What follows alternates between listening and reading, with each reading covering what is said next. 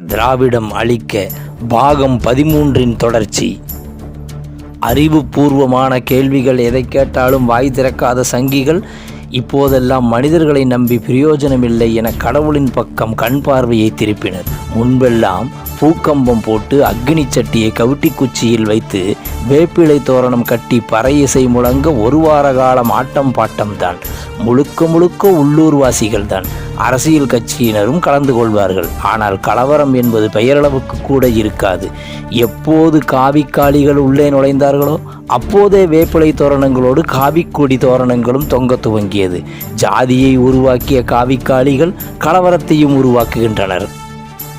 எமக்கு தெரிந்தவரை விநாயகர் சதுர்த்தி காலங்களில் களிமண்ணால் செய்த ஒரு ஜான் உயரமே உள்ள விநாயகர் பொம்மையை வாங்கி வந்து அதை வீட்டில் வைத்து பூஜை செய்து சதுர்த்தி என்று சுண்டல், கொலக்கட்டை ஆகியவற்றை வீட்டில் சமைத்து பின் சதுர்த்தி விழா முடிந்ததும் ஆற்றில் அல்லது குளத்தில், குளம் அருகில் இல்லாத குடியிருப்பு பகுதியில் கிணற்றில் கொண்டு போய் போடுவார்கள். அப்போது எந்த கலவரமும் வரவில்லை. விநாயகர் என்கிற விஷயம் தனிமனித நம்பிக்கை என்ற அளவில் 4 சுவற்றுக்குள் நாகரிகமாயிருந்தது. சதுர்த்தி என்கிற கான்செப்டை, விநாயகர் என்கிற ப்ராடக்டை எப்போது தெருவுக்கு கொண்டு வந்தார்களோ, விநாயகரை விதவிதமாக வடிவமைத்தார்களோ, ஒவ்வொரு தெரு முனையிலும் விதர்சன விநாயகர் என்கிற பெயரில் விவகாரமான விநாயகரை வைத்து விநாயகருக்கு காவல்துறை பாதுகாப்பு வழங்கியதோ அப்போதே தமிழக மக்கள் சற்றே முகம் சுளித்தனர்.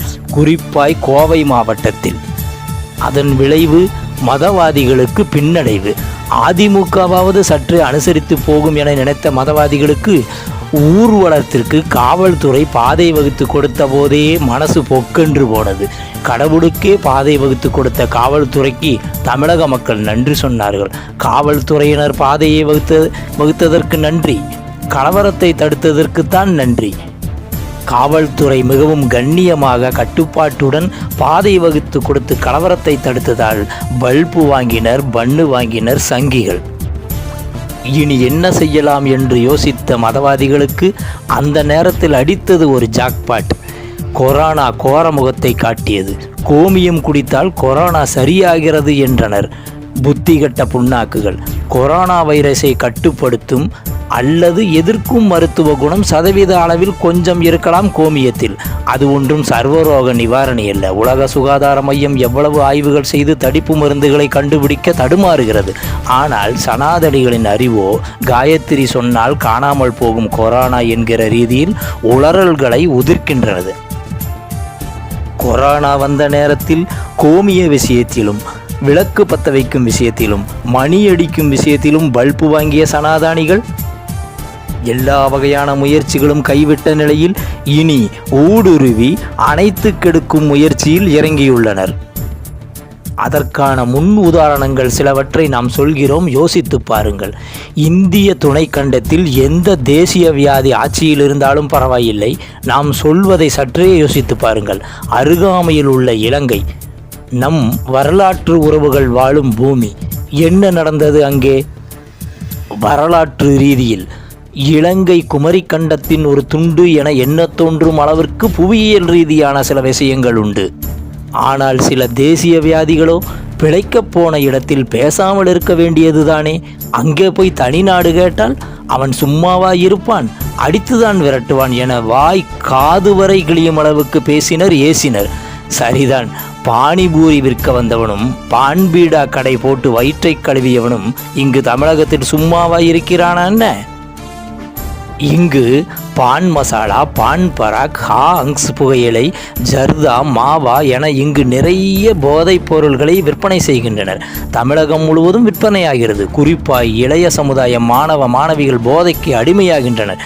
தமிழனுக்காவது இலங்கை வரலாற்று பூமி. சேட்டுக்கு என்ன வெங்காயம் இருக்கிறது இந்த செந்தமிழ்நாட்டில்?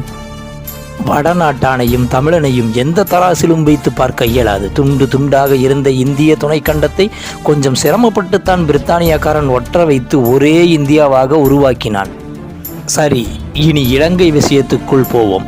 இலங்கையில் தமிழன் பிழைக்கப் போனானா என்கிற விஷயத்தை சற்றே கூர்மையாக பார்ப்போம். வரலாற்று பின்னணியை மிகவும் நியாயமாக புரட்டினால் இலங்கை தமிழனின் பூர்வீக பூமி.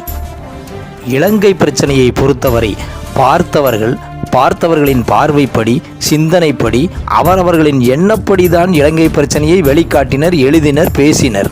சிந்தனையாளர்கள் ஒவ்வொருவரும் ஒவ்வொரு மாதிரியாக இலங்கை பிரச்சனையை ஐக்கிய நாடுகள் சபைக்கு கொண்டு போனதால் ஐக்கிய நாடு சபை ஒரு தெளிவான முடிவை எடுக்க முடியாமல் திணறுகிறது. ஸ்ரீலங்காவின் தேசிய தற்கொலை என்ற நூலில் பிரமிழ் அவர்கள் கூறுவது, பிரிட்டிஷாரால் 1840க்கும் 1950க்கும் இடையே ஏறத்தாழ பலவந்தமாக திருநெல்வேலி, மதுரை ஜில்லாக்களிலிருந்து ஜனத்தொகை கடத்தல் செய்யப்பட்டவர்கள் சிங்கள மொழி பேசும் பௌத்தர்கள் பெரும்பான்மையாகவும் தமிழ் மொழி பேசும் சைவ இந்துக்கள் சிறுபான்மையினராகவும் வாழும் தீவு இலங்கை. இந்திய தென் கரையோரமுள்ள கன்னியாகுமரி தமிழர்களும் கேரளக்கரையோரமுள்ள மலையாளிகளும் இலங்கையில் குடியேறினர். இதில் பொது புத்திக்கு ஒவ்வாத விஷயமாய் சிங்களவரே முதலில் இலங்கையில் குடியேறியதாய் ஒரு பரப்புதல் கதையுண்டு என்று சொல்கிறார் பிரமிழ். இலங்கையின் பூர்வ குடியினரான வேடுவரின் மொழியில் ஆண்குறிக்கு சந்தானம் பொல்லு என்ற பதம் உண்டு. பொல்லன் என்பது இங்கே திராவிடரின் பூர்வீக லிங்க கடவுளையும் குறிக்கிறது. மேலும் பொல்லு அதாவது கோல் செங்கோலாகும். நறு அவை என்றால் நல்ல சபை. எனவே சிங்களவரின் முதலாவதான தலைநகரமான பொல்லனறுவை என்ற பெயரே ஒரு பூர்வீகமான தமிழ் அத்திவாரத்தை காட்டுகிறது. பொல்லனறுவையின் ஸ்தாபகர்களே தமிழர்களாகத்தான் என்பதை இது குறிக்கும்.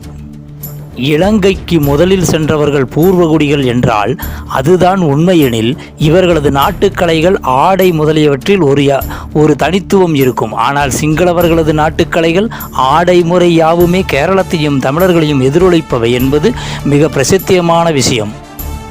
முதலாவதாக ஒரு குறிப்பிட்ட பூர்வீக சிங்கள ஆடல் முறை தமிழர்களின் டப்பாங்குத்தை அப்படியே பிரதிபலிக்கிறது. இதன் சிங்கள பெயர் பைலா என்பதாகும். ஆக இலங்கையின் பூர்வகுடி யார் என்பது ஒரு அளவுக்கு புலப்படுகிறது.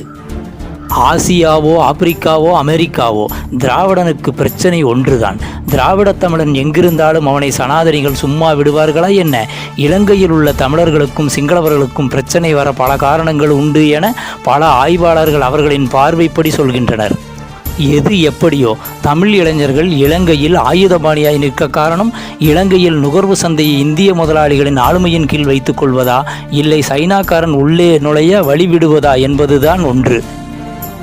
திரிகோணமலையில் தளவாட அமைப்பு போட்டு நானும் ரவுடிதான் என வடிவேலு பாணியில் சூனாபானா மேதமைத்தனத்துக்கு போன விதம் 2.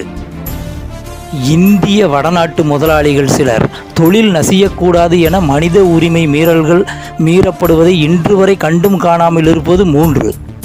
திராவிட இனத்தின் தாய் பிரிவான தமிழன் எந்த வகையிலும் நிம்மதியாக அறிவார்ந்த வாழ்வு வாழ்வதை எந்த வடநாட்டு முதலாளியும் ஒப்புக்கொள்ள மாட்டான். இறுதியாய் தமிழினம் ஒரு பரந்துபட்ட விஸ்தாரமான தேசிய அமைப்பாய் உருவாக எந்த வகையில் எங்கிருந்து துவங்கினாலும் அதை வேரோடும் வேரடி மண்ணோடும் பிடுங்க அல்லது அதில் ஆசிட் ஊற்ற தயங்காதவர்கள்தான் வடநாட்டு முதலாளிகள். அண்ணா சொல்வது போல் அம்மாதிரியான விடயங்கள் வெளியே தெரியாமல் இருக்கத்தான் தேசிய திரையிட்டு அவ்வப்போது மறைப்பார்கள். திராவிட இனத்தின் தாய்க்கரு இனமான தமிழன் இலங்கையில் மேல் கல்விகள் கற்றால் என்ன, கற்காமல் நாசமாய் போனால் என்ன என்று எண்ணுபவர்கள்தான் தேசியவியாதிகள். இலங்கையில் தமிழனின் நூலகத்தையே எரித்து சாம்பலாக்கினார்கள். இங்கே எந்த தேசிய வியாதியும் அதற்காக போர்க்குரல் எழுப்பவில்லை. முடிவாய் ஒன்று சொல்கிறோம். 1000 அன்னசத்திரம் கட்டுவதை விடவும் ஆங்கோர் ஏழையின் கல்விக்காக கூடம் திறப்பது நல்லது என்றார் பாரதி. அதை விடவும் மணிவர்க்கத்தின் பொது உடைமையான நூல்களை அளிப்பவன் தன்னைத்தானே அளிக்கும் முழு மூடனாவான் என்றார் பிரமிழ். பிரமிழின் வாக்கு உண்மையானது. இலங்கையின் இன பேரினவாதத்திற்கு பிரமிழ் அவர்கள் சொன்னது போல் முழு மூடர்களாய் இந்திய ஒன்றிய பாசிசவாதிகள் நம் மொழியின் மீது கை வைக்க துணிந்து விட்டனர். செர்பியன் மொழியின் மீது கை வைத்ததால் உலகப்போர் மூண்டது. செம்மொழியின் மீது கை வைத்தால் இன்னொரு மொழிப்போர் மூடும் என்பது உறுதி. நாம் இறுதியாய் சொல்வது, எல்லா வகையான சகுனி வேலையும் சதி வேலையும் தோற்றுப்போன நிலையில் இனி ஊடுருவி உறவாடி கெடுக்க முயல்வார்கள் திராவிட கட்சிகளே.